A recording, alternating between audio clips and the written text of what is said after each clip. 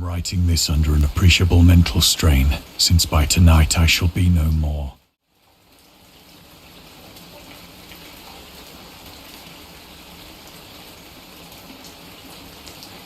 Penniless, and at the end of my supply of the drug which alone makes life endurable, I can bear the torture no longer, and shall cast myself from this garret window into the squalid street below.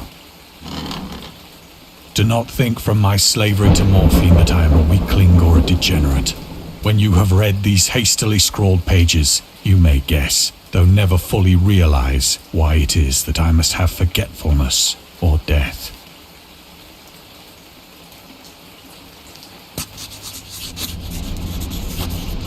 It was in one of the most open and least frequented parts of the broad Pacific that the packet of which I was supercargo fell a victim to the German sea raider.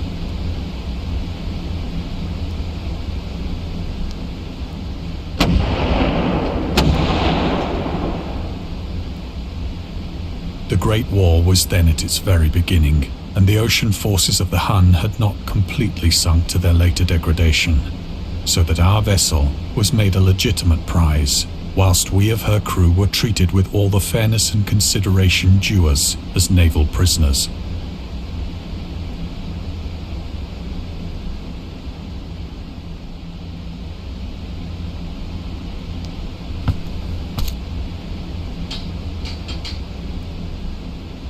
So liberal, indeed, was the discipline of our captors, that 5 days after we were taken, I managed to escape alone in a small boat with water and provisions for a good length of time.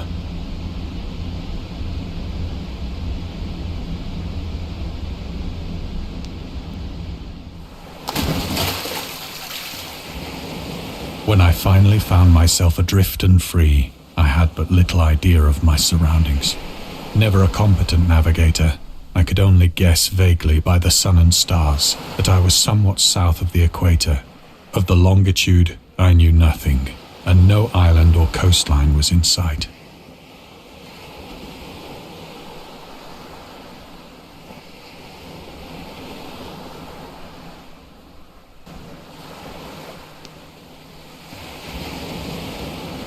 The weather kept fair, and for uncounted days I drifted aimlessly beneath the scorching sun, waiting either for some passing ship or to be cast on the shores of some habitable land.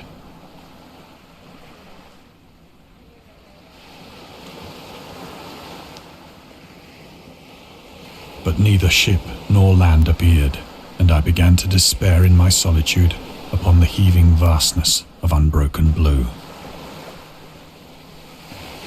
The change happened whilst I slept. Its details I shall never know, for my slumber, though troubled and dream-infested, was continuous.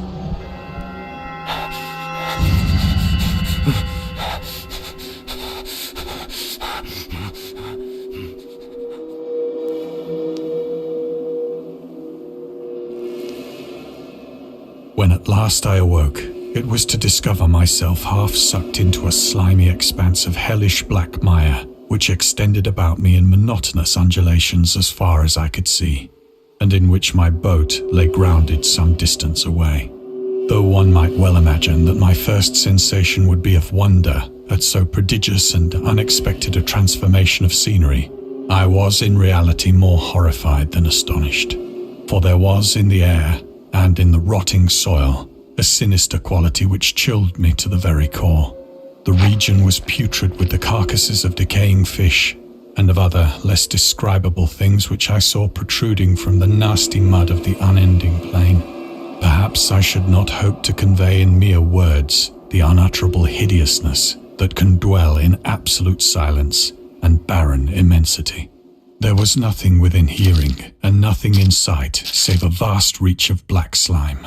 Yet the very completeness of the stillness and the homogeneity of the landscape oppressed me with a nauseating fear.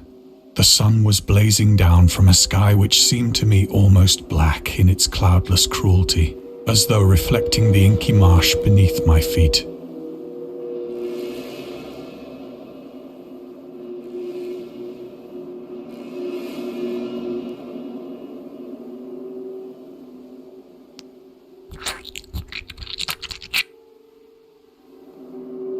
As I crawled into the stranded boat, I realized that only one theory could explain my position.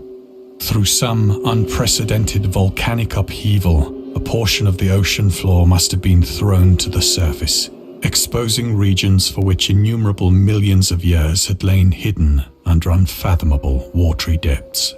So great was the extent of the new land which had risen beneath me that I could not detect the faintest noise of the surging ocean, straining my ears as I might, nor were there any seafowl to prey upon the dead things.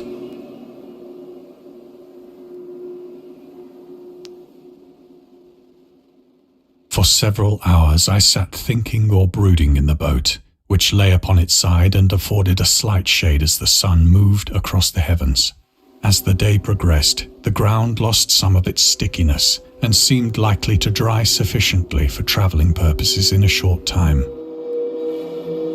That night I slept but little, and the next day I made for myself a pack containing food and water, preparatory to an overland journey in search of the vanished sea and possible rescue.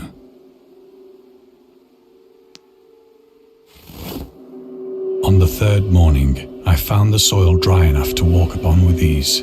The odor of the fish was maddening, but I was too much concerned with graver things to mind so slight an evil, and set out boldly for an unknown goal.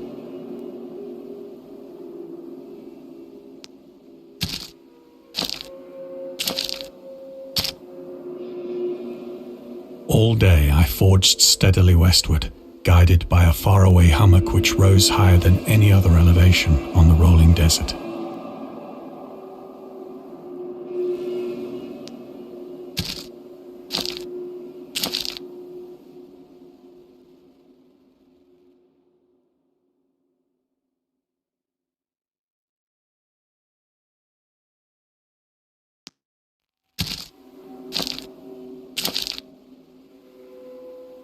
That night, I encamped, and on the following day still travelled toward the hummock, though that object seemed scarcely nearer than when I had first espied it.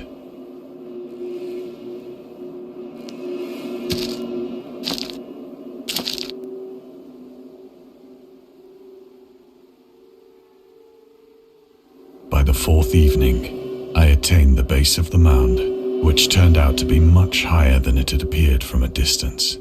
An intervening valley setting it out in sharper relief from the general surface. Too weary to ascend, I slept in the shadow of the hill. I know not why my dreams were so wild that night, but ere the waning and fantastically gibbous moon had risen far above the eastern plain, I was awake in a cold perspiration, determined to sleep no more. Such visions as I had experienced were too much for me to endure again, and in the glow of the moon I saw how unwise I had been to travel by day. Without the glare of the parching sun, my journey would have cost me less energy. Indeed, I now felt quite able to perform the ascent which had deterred me at sunset. Picking up my pack, I started for the crest of the eminence.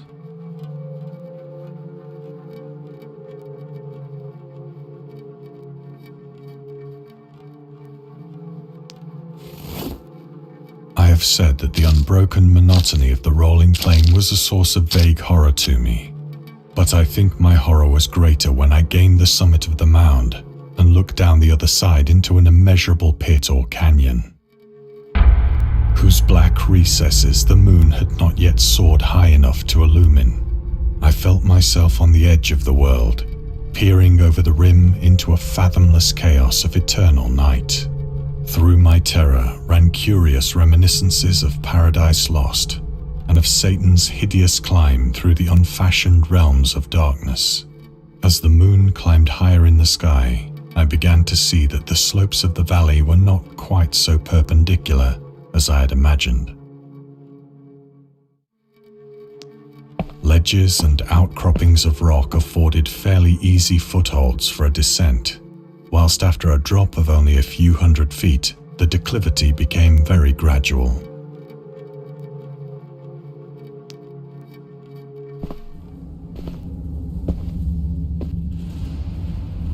urged on by an impulse which I cannot definitely analyze, I scrambled with difficulty down the rocks and stood on the gentler slope beneath, gazing into the Stygian deeps, where no light had yet penetrated. All at once, my attention was captured by a vast and singular object on the opposite slope, which rose steeply about 100 yards ahead of me, an object that gleamed whitely in the newly bestowed rays of the ascending moon.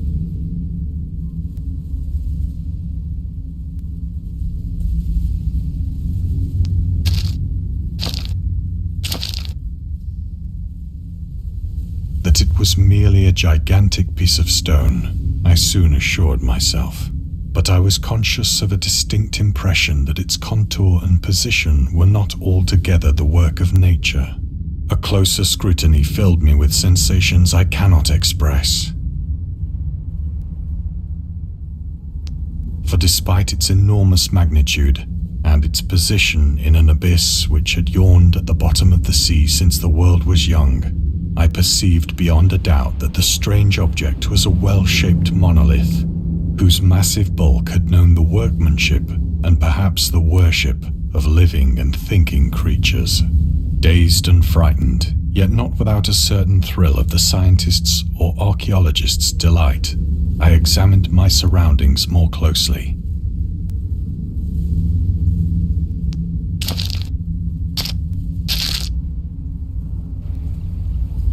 The moon, now near the zenith, shone weirdly and vividly above the towering steeps that hemmed in the chasm, and revealed the fact that a far-flung body of water flowed at the bottom, winding out of sight in both directions and almost lapping my feet as I stood on the slope.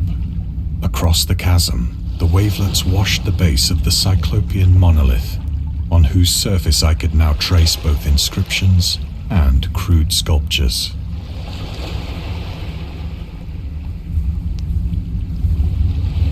The writing was in a system of hieroglyphics unknown to me and unlike anything I'd ever seen in books, consisting for the most part of conventionalized aquatic symbols such as fishes, eels, octopi, crustaceans, mollusks, whales, and the like.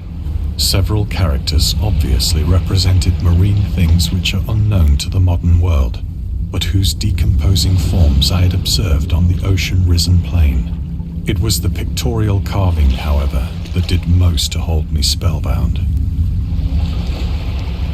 Plainly visible across the intervening water, on account of their enormous size, were an array of bas-reliefs whose subjects would have excited the envy of a Doré. I think that these things were supposed to depict men, at least a certain sort of men, though the creatures were shown disporting like fishes in the waters of some marine grotto, or paying homage at some monolithic shrine which appeared to be under the waves as well. Of their faces and forms I dare not speak in detail, for the mere remembrance makes me grow faint, grotesque beyond the imagination of a Poe or a Bulwer. They were damnably human in general outline, despite webbed hands and feet, shockingly wide and flabby lips, glassy, bulging eyes, and other features less pleasant to recall. Curiously enough, they seem to have been chiseled badly out of proportion with their scenic background, for one of the creatures was shown in the act of killing a whale, represented as but little larger than himself. I remarked, as I say, their grotesqueness and strange size, but in a moment decided that they were merely the imaginary gods of some primitive fishing or seafaring tribe. Some tribe whose last descendant had perished eras before the first ancestor of the Piltdown or Neanderthal man was born.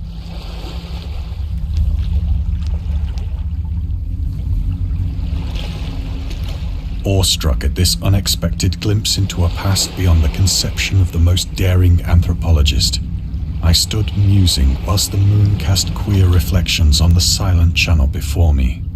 Then, suddenly, I saw it. With only a slight churning to mark its rise to the surface, the thing slid into view above the dark waters. Vast, Polyphemus-like and loathsome, it darted like a stupendous monster of nightmares to the monolith, about which it flung its gigantic scaly arms, the while it bowed its hideous head and gave vent to certain measured sounds. I think I went mad then. Of my frantic ascent of the sloping cliff and of my delirious journey back to the stranded boat, I remember little.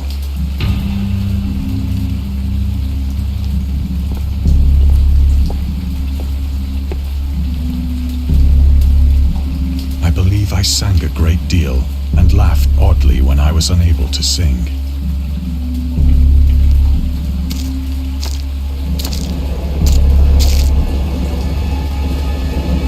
I have indistinct recollections of a great storm sometime after I reached the boat. At any rate, I know that I heard pearls of thunder and other tones which nature utters only in her wildest moods.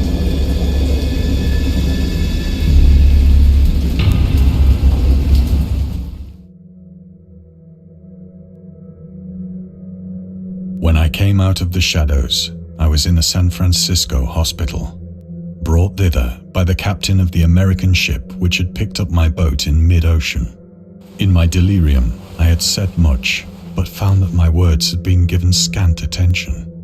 Of any land upheaval in the Pacific, my rescuers knew nothing, nor did I deem it necessary to insist upon a thing which I knew they could not believe.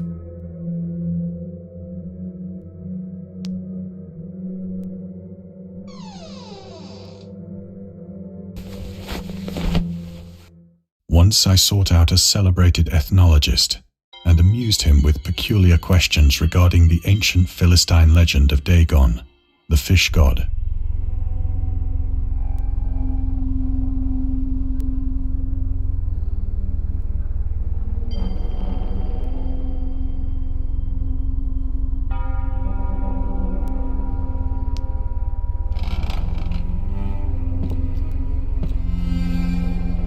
But soon perceiving that he was hopelessly conventional, I did not press my inquiries.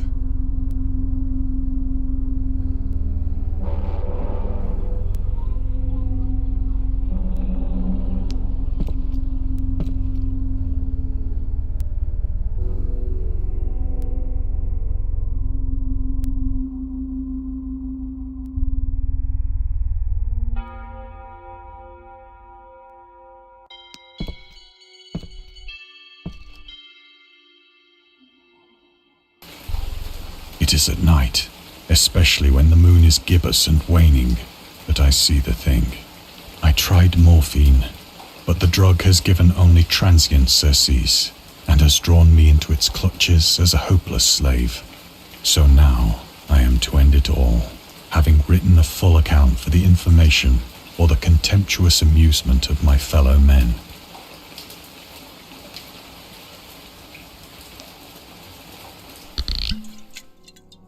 Often, I ask myself if it could not all have been a pure phantasm, a mere freak of fever, as I lay sun-stricken and raving in the open boat after my escape from the German man-of-war.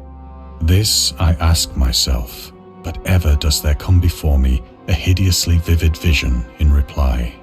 I cannot think of the deep sea without shuddering at the nameless things that may at this very moment be crawling and floundering on its slimy bed, worshipping their ancient stone idols and carving their own detestable likenesses on submarine obelisks of water-soaked granite. I dream of a day when they may rise above the billows to drag down into their reeking talons the remnants of puny, war-exhausted mankind. Of a day when the land shall sink and the dark ocean shall ascend amidst universal pandemonium.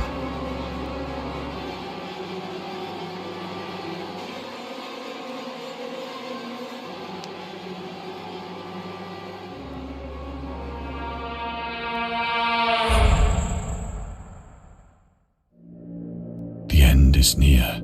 I hear a noise at the door, as of some immense slippery body lumbering against it.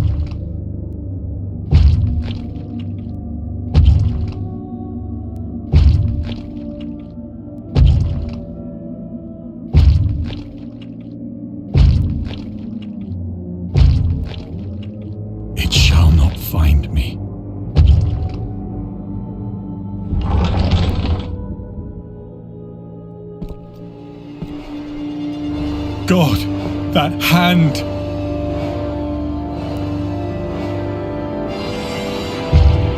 The window! The window!